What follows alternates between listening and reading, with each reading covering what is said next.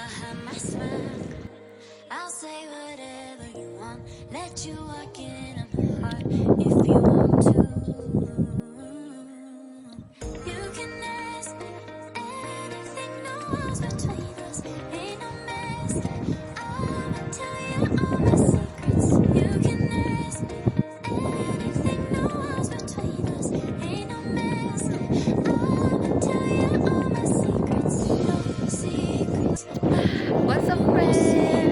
Welcome back to my channel. I'm coming to you live from my travel beach. Oh my goodness, this place is so beautiful. The breeze, the water, the sun, everything. The only problem is that the climate is not so good. So I'm not so sure whether I'll be diving into this water, but I'm having the best times of my life. Oh my goodness!